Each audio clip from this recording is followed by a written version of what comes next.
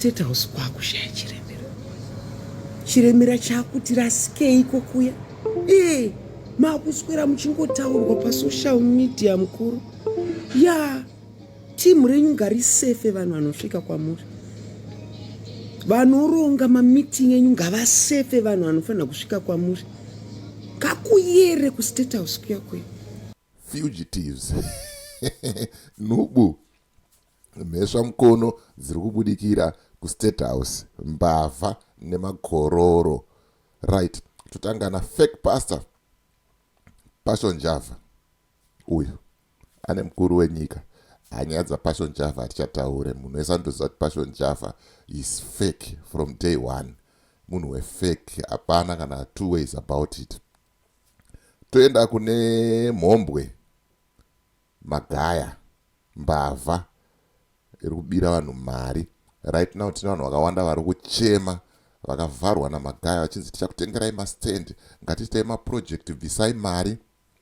Uyu Magaya arapa nemukuru wenyika. Uri chiheavy kunge gearbox rerori hausi light kunge complexion yedihali une hanzvanzi here tumatsano usandiudze zvekunyepa tusitori twemangano tatekuru kule simba DJ Holly pabit remapiano tatekuru kule simba DJ Holly pabit remapiano. Greetings and more greetings to you good people. My name is DJ Holly and welcome to 2.5 Creative Studios. Chitubu che content, chitubu chisingapwi, chitubu chinonwiwa nemunhu wese, chitubu chakavhenekwa chikaongororwa nana mazvikokota kunzi aiwaka chitubu ichi chine content iri healthy, content yakachena, yakakodzera kunge chikonsumwa nemunhu akaita kunge iwewe. Ndosaka uri panapa muzuva ranhasi. So if it's your first time here, please hit the subscribe button and the notification bell so that you don't miss out on any exciting content uploaded. Kana wagara uri mugari wepanapa dangokutenda nekuita sei nekurumidza kubhadhara rent. Thank you very much for supporting 2.5 Creative Studios. Right, zvamanje nyaya ndiri kufambira ndohombe. Hanzi State House Havasisina Chiremera.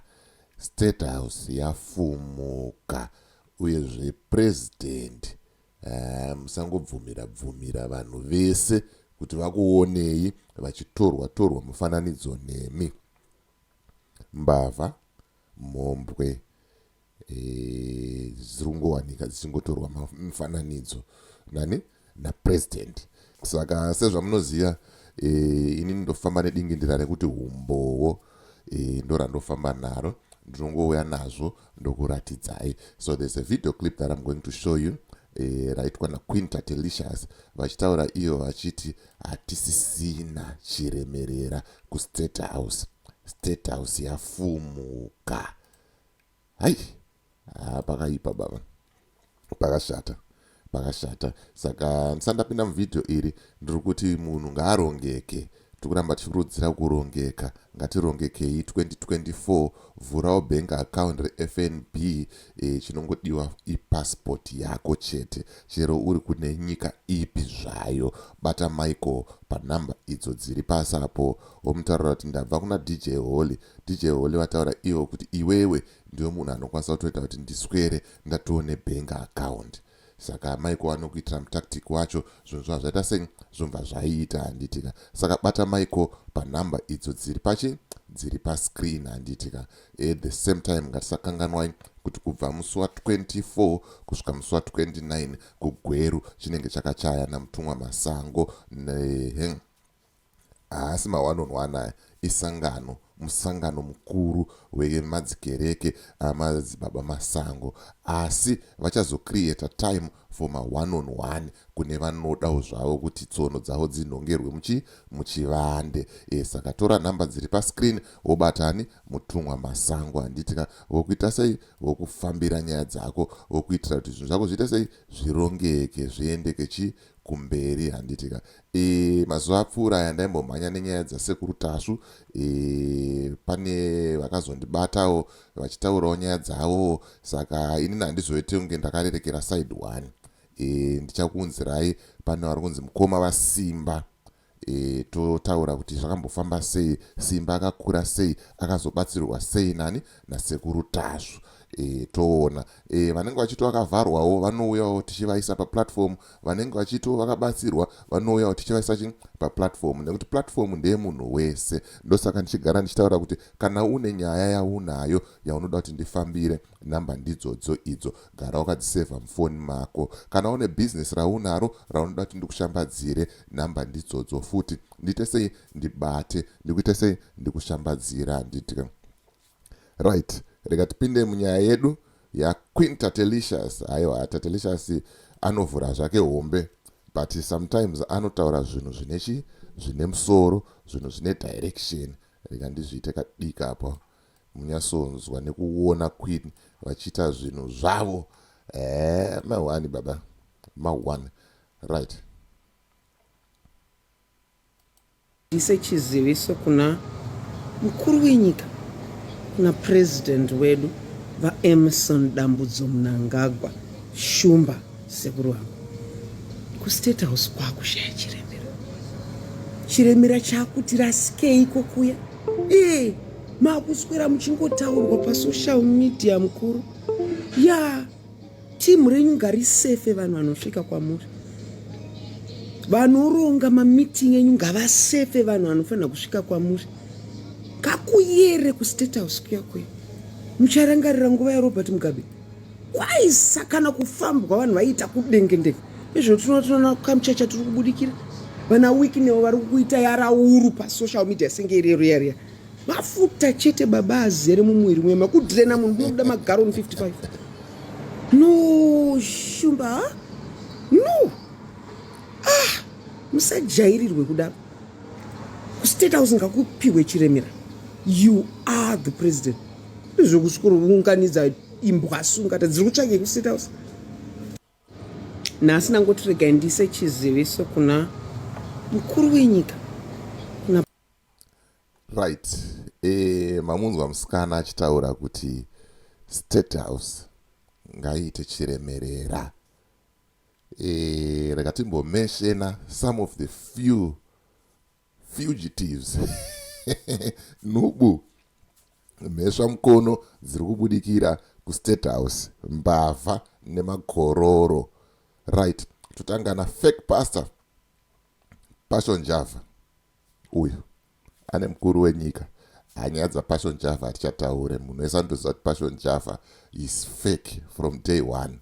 Munhu wefake, hapana kana two ways about it. Toenda kune Mhombwe, Magaya, Mbavha iri kubira vanhu mari. Right now tina vanhu vakawanda vari kuchema vakavharwa naMagaya vachinzi tichakutengerai mastand, ngatiitai maproject, bvisai mari. Uyu Magaya arapa uyu nemukuru wenyika. Toenda kune uyu Corn Lady Maititi, uyu ari apa.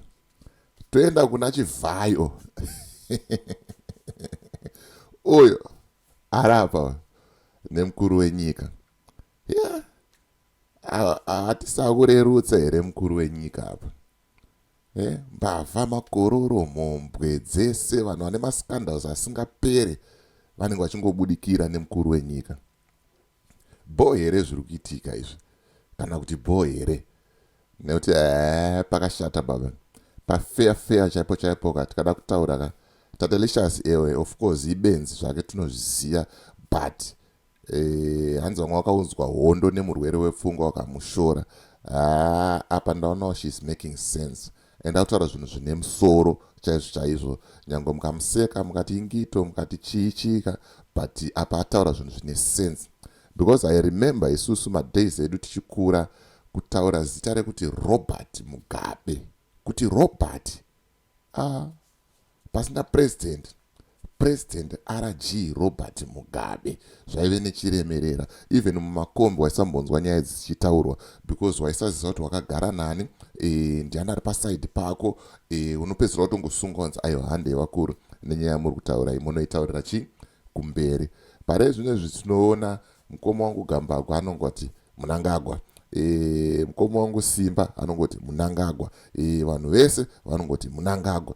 Hanzi kwashaya Chiremerera. Ingave nayo yeyi inoita kuti kustate house kushaye Chiremerera. ene mkuru akasvibiswa akapendwa naweakness kanzi chini ndakachibata kuti dzvi akanditi my son. Hanzi kwete kuti akanditi my son. Ndokufonera ndasvika kuItaly. Akanditi boys ma1 ndo ma1 andinechitaura kuti zvafumuka. Ndopaipa ndinechikuudza kuti gore rino iri igore redhomo.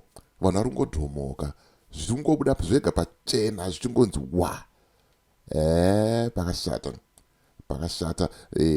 Ndonyaya yanga ndingori nayo. Rega ndibva ndatora mukana uyu kuti ndichauya naBishop Nyamakanga vachitipa an update yezvakaitika, zviri kuitika nezvichaitika in terms of the protest.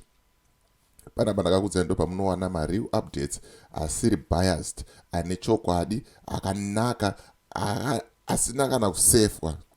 Tinongoya nazvo tokupai mozvionera mega, because it seems like at the moment there are a lot of people who are planning their own protest. Varakashi vari kuuyawo neprotest yavo paside just to disturb people, kukanganisa vanhu.